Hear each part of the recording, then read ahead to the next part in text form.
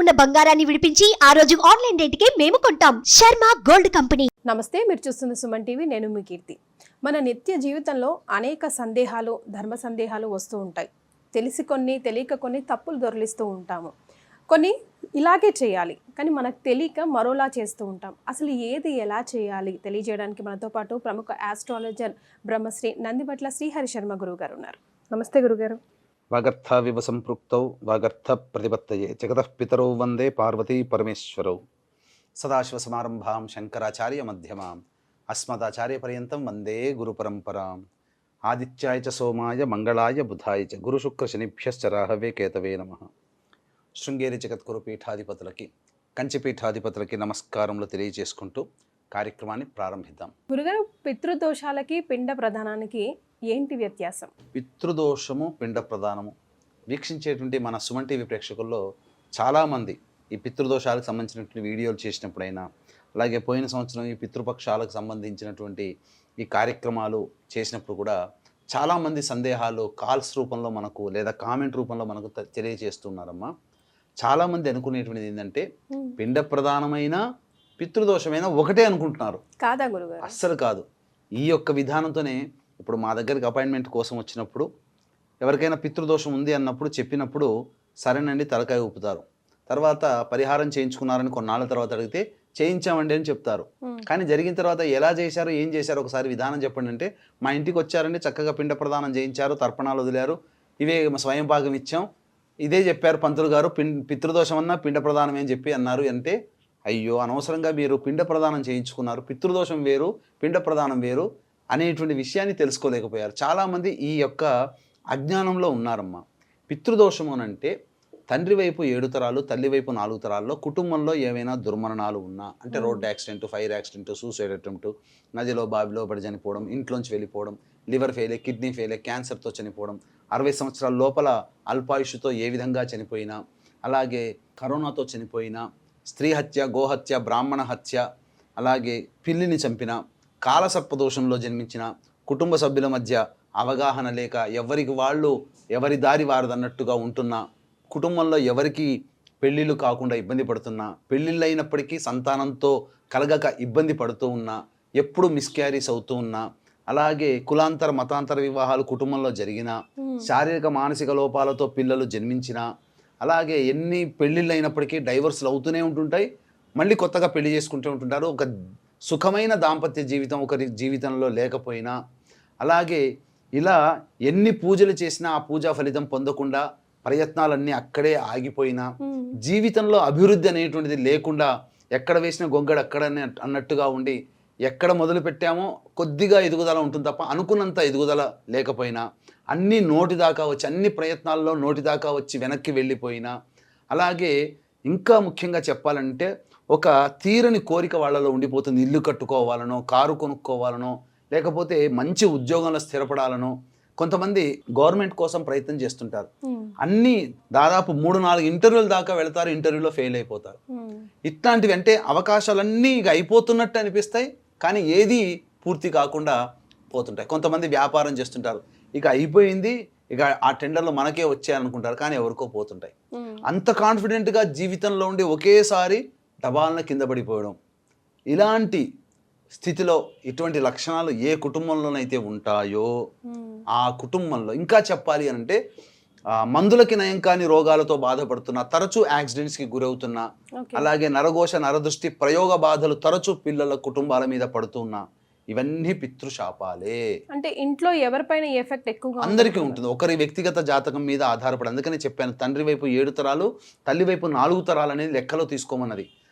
భార్య వివాహం అయింది కదా, దీనికి లెక్కలేదు రాదు కదా అని చెప్పానంటారు, కానీ భార్య వైపు 3 తరాలు, 4 తరాలు, భర్త వైపు 7 తరాలు లెక్కలోకి తీసుకోవాల్సిందే. కాబట్టి ఇలా పితృదోషము అనేటువంటిది లేదా పితృశాపము అనేటువంటి చెప్పినప్పుడు చాలామంది మొబైల్లో తమకు తెలిసినటువంటి సమాచారాన్ని చూసుకొని వాళ్ళకి ముక్కు మొహం తెల్లని వాళ్ళకి ఫోన్లు చేసి వెళ్ళిపోతారు.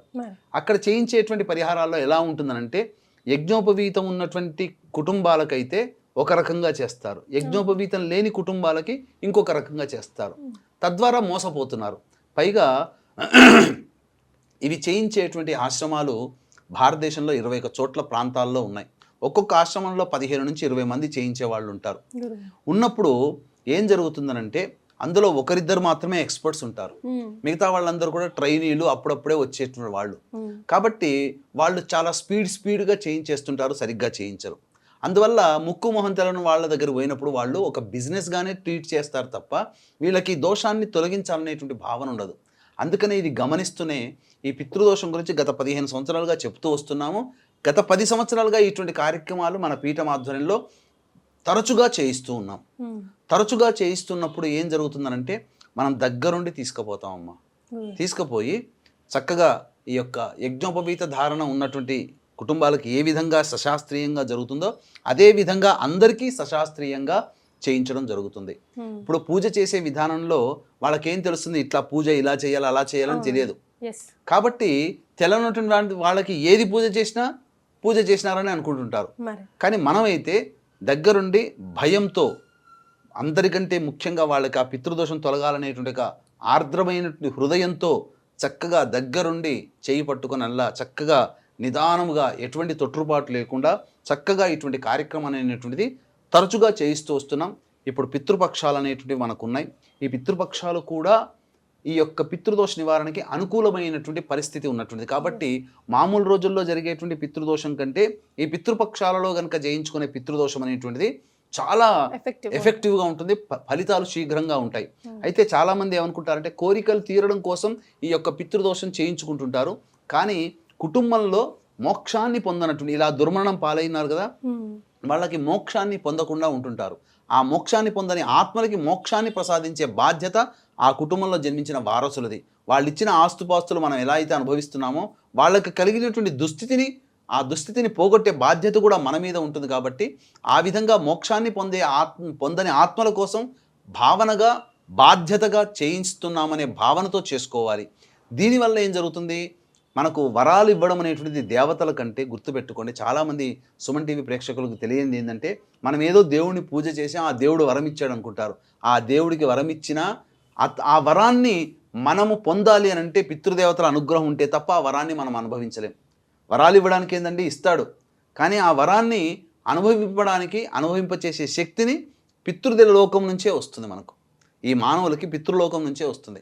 కాబట్టి ఈ పితృలోకంలో మనం ఉన్నాం, ఆ దేవతల యొక్క అనుగ్రహం వల్ల మనకు లభిస్తాయి. కాబట్టి పితృదేవత వల్లనే మనం ఈ యొక్క స్థితిని పొందుతామని చెప్పవచ్చు. అన్నిటికంటే ఈ పితృదోషంతో బాధపడేటువంటి కుటుంబాలలో చాలా మటుకు రిపీటెడ్గా జరుగుతుంటాయి. ఇప్పుడు ఎన్టీ రామారావు గారి కుటుంబంలో అందరూ దుర్మరణాలే. ఒక్కసారి ఎన్టీ రామారావు గారి తండ్రి కొడుకు రామకృష్ణ, మా మధ్య కొడుకు హరికృష్ణ, ఆయన కొడుకు జానకిరాము, ఎన్టీ రామారావు తమ్ముడి కొడుకు పెద్ద కొడుకు ఆయన, అలాగే కూతురు ఉమామహేశ్వరి, ఎన్టీ రామారావు గారి కూతురు, ఎన్టీ రామారావు గారి మనవరాలు పెద్ద కొడుకు కూతురు, వీళ్ళందరూ అందరికీ కూడా సాక్షాత్తు ఎన్టీఆర్, జూనియర్ ఎన్టీఆర్ కూడా మరణమంచు దాకా వెళ్ళొచ్చాడు దుర్మరణంకి, కార్ యాక్సిడెంట్.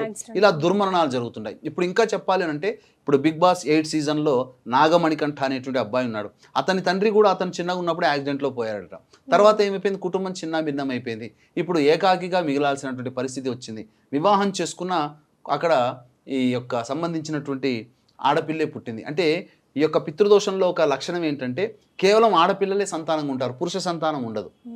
అలాగే కులాంతర మతాంతర వివాహాలు జరుగుతూ ఉంటాయి. కాబట్టి ఈ పితృశాప ప్రభావం, ఉదయ్ కిరణ్ జీవితం చూసుకోండి, వాళ్ళ అన్నయ్య సూసైడ్ చేసుకున్నాడు MBBS చదివే సమయంలో, ఇతను సూసైడ్ చేసుకోవాల్సి వచ్చింది. అంటే ఒక తరంలో దుర్మరణం జరిగితే అది మళ్ళీ మారుబలులను కోరుకుంటుంది. కాబట్టి అది మొత్తం కంటిన్యూషన్ అమ్మా, దోషం పోయేంత వరకు ఆ విధంగా మారుబలులు జరుగుతూనే ఉంటాయి. కాబట్టి ఖచ్చితంగా వీక్షించేటువంటి ప్రేక్షకులు ఈ యొక్క పితృదోష నివారణ అనేటువంటిది జరిపించుకోవాలి. ఖచ్చితంగా జరిపించుకునే జీవితంలో అభివృద్ధి అనేటువంటిది ఉంటుంది. చాలామందికి పెళ్ళిళ్ళు కాకపోయినా, సంతానం కలగకపోయినా ఈ పితృదోషమే కారణం అమ్మ. జాతకం చూస్తే అంతా బాగుందంటారు, డాక్టర్ల దగ్గరికి పోతే అంతా మంచిగా ఉంది, ఇంకా హ్యాపీ అని అంటారు, కానీ వాళ్ళు సమస్యలతో సతమతం అవుతుంటారు. కాబట్టి దోషమేందో తెలియనటువంటి వాళ్ళందరూ కూడా ఈ పితృదోష నివారణ జరిపించుకుంటే సమస్య తీరిపోతుంది. ఇక మీరు అడిగినటువంటి రెండవ ప్రశ్న, పిండ ప్రదానాలు. కాబట్టి ఇక్కడ ఏంటనంటే ఈ పితృదోష నివారణకి మన పీఠం ఆధ్వర్యంలో సశాస్త్రీయంగా ఈ నెల 25 మరియు 30 తారీఖుల్లో జరిపించడం జరుగుతుంది.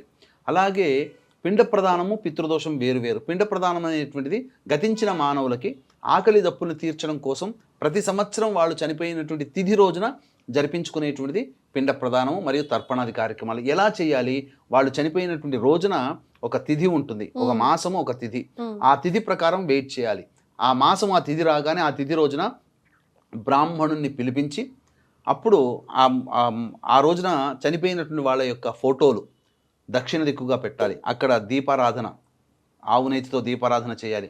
ఆ ఫోటోకి, చనిపోయిన వాళ్ళ ఫోటోకి అలంకరణ చేసి పూలమాల వేసి అగరబత్తి వెలిగించి బ్రాహ్మణుని పిలిపించిన తర్వాత అప్పుడు దక్షిణముఖంగా ఫేస్ పెట్టి గణపతి పూజ సంకల్పం చేసుకున్న తర్వాత అప్పుడు ఆ యొక్క బ్రాహ్మణుడి ద్వారా పిండ ప్రదానము, తర్పణాది కార్యక్రమాలు మరియు స్వయం పాకదానం చేయాలి. మా కుటుంబంలో పిండ ప్రదానాలు చేసే అలవాటు లేదండి అంటారు, కానీ ప్రతి కుటుంబంలో ఉన్నాయి.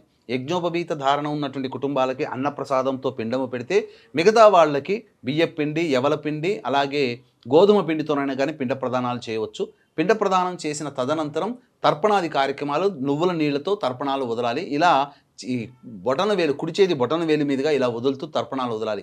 పిండ ప్రదానం చేయడం వల్ల ఆకలి తీరుతుంది, తర్పణాలు వదలడం వల్ల పితృదేవతలకి దప్పిక తీరుతుంది.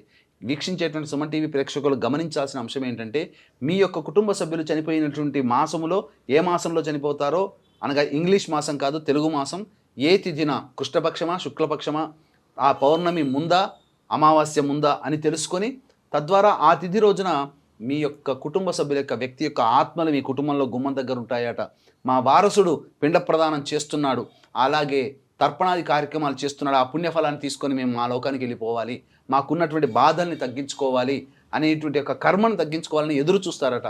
ఎప్పుడైతే మధ్యాహ్నం అపరాహ్న కాలం వరకు, అనగా మధ్యాహ్నం 3 గంటల వరకు చూసి ఛీ దుర్మార్గుడు, ఇటువంటి వాణ్ణి మన వంశంలో కన్నామని చెప్పి తిట్టుకుంటూ పోతారట. ఆ పితృదేవతల యొక్క ఆగ్రహం కలిగిన నాడు మీరు జీవితంలో అభివృద్ధికి ఉండరు. ఈ పితృ కార్యక్రమాలు సశాస్త్రీయంగా సకాలంలో ప్రతి సంవత్సరం పాటిస్తున్నటువంటి వ్యక్తి యొక్క కుటుంబాల్లో దినదిన ప్రవర్ధమానంగా ఎదుగుతున్నటువంటి కుటుంబాలే తప్ప జీవితంలో అపజయం ఎదుర్కొన్నటువంటి కుటుంబాలు ఈ పితృ కార్యక్రమాలు చేసే వాళ్ళలో ఉంటాయి. కాబట్టి ఈ పితృ కార్యక్రమాలు, పిండ ప్రదానము, తర్పణాది కార్యక్రమాలు వదిలిన తర్వాత బ్రాహ్మడు ఎలాగో ఇంట్లో భోజనం చేయడు కాబట్టి బ్రాహ్మడి భోజనానికి అవసరమైనటువంటి భాండాగారము, కిచెన్ సామాన్లు ఆ బ్రాహ్మడికి వీలైతే వస్త్రం ఇచ్చి ఆ బ్రాహ్మడికి తగు దక్షిణ ఇచ్చి బ్రాహ్మడి ఆశీర్వచనం తీసుకోండి. ఈ విధంగా మీకు అవకాశం ఉంటే దగ్గరలోని ఏదైనా ప్రదేశాలలో మీ యొక్క కుటుంబ సభ్యుల పేరు మీద అన్నదాన కార్యక్రమం అప్పుడు జరిపించండి. ఈ విధంగా చేయడం వల్ల సంపూర్ణమైనటువంటి పితృదేవత అనుగ్రహం కలుగుతుంది. ఇప్పుడు వచ్చేటువంటిది పితృపక్షాలు 18వ తారీఖు నుంచి అక్టోబర్ 2వ తారీఖు వరకు ఏర్పడేటువంటివి పితృపక్షాలు. ఈ పితృపక్షాలలో ఏ సంవత్సరంలో ఏ రోజుల్లో ఎప్పుడు చనిపోయారో మనకు తెలియదు, కానీ వాళ్ళందరూ కూడా ఈ యొక్క సంబంధించినటువంటి పితృపక్షాలలో ఈ పిండ ప్రదాన కార్యక్రమం, తర్పణాది కార్యక్రమాలు చేయించుకున్నట్లయితే తప్పకుండా ఆ పితృదేవతలకు చెందుతుంది. కాబట్టి దీన్ని దృష్టిలో పెట్టుకుని అక్టోబర్ 2వ తారీఖు రోజున మా పీఠమాధ్వర్యంలో అమావాస్య తిథి అయింది. ఆ అమావాస్య తిథి రోజున ఈ యొక్క పిండ ప్రదాన కార్యక్రమం అనేటువంటిది జరిపించడం జరుగుతుంది. మీరు రాలేకపోయినా మీ యొక్క తండ్రి వైపు 3 తరాలు, తల్లి వైపు 3 తరాల్లో ఉన్నటువంటి వ్యక్తుల యొక్క పేర్లతో ఈ యొక్క పిండ ప్రదానము, తర్పణాది కార్యక్రమాలు అనేటువంటివి జరిపించడం జరుగుతుంది. కాబట్టి అవకాశం ఉన్నవాళ్ళు కార్యక్రమ తదనంతరం కాంటాక్ట్ చేసి, ఈ పిండ ప్రదానం పితృపక్షాలలో అక్టోబర్ 2వ తారీఖు రోజున జరుగుతుంది. కాబట్టి అవకాశం ఉన్నవాళ్ళు కార్యక్రమ తదనంతరం కాంటాక్ట్ చేసి పిండ ప్రదాన కార్యక్రమ విశేషాలు తెలుసుకొని ఆ విధంగా మీరు నమోదు చేసుకోవచ్చు. మళ్ళీ చెప్తున్నాము, పిండ ప్రదానము వేరు, పితృదోషము వేరు. పితృదోష నివారణకి సెప్టెంబర్ 25, 30 తారీఖుల్లో జరిగితే ఈ యొక్క భాద్రపద మాసంలో అమావాస్య రోజున పిండ ప్రదానం అనేటువంటిది జరుగుతుంది. కాబట్టి దీన్ని దృష్టిలో పెట్టుకొని మీరు ఈ తదనుగుణంగా మీ యొక్క ఆలోచనలతో కార్యక్రమ తదనంతరం కాంటాక్ట్ చేసి పూర్తి వివరాలు తెలుసుకోవచ్చు. ఎవరికైనా చనిపోయిన వారి తిథి నక్షత్రం అది తెలియకపోతే గురుగారు అమావాస్య రోజు సామూహికంగా ఇచ్చుకోవచ్చు అంటారు కదా? తప్పకుండా చేయొచ్చు. ఎవరికీ తెలియనుకుంటున్నాడు, అమావాస్య కాదు, ఈ పితృపక్షాల్లో ఎప్పుడైనా చేయొచ్చు. ఇక ఆఖరి అమావాస్య, ఆఖరి గడువుగా మనం పెట్టుకుని ఆఖరి అమావాస్య రోజునైనా చేసుకోవచ్చు. ధన్యవాదాలు గురుగారు. సర్వం శ్రీ ఉమామహేశ్వర పరబ్రహ్మార్పణమస్తు.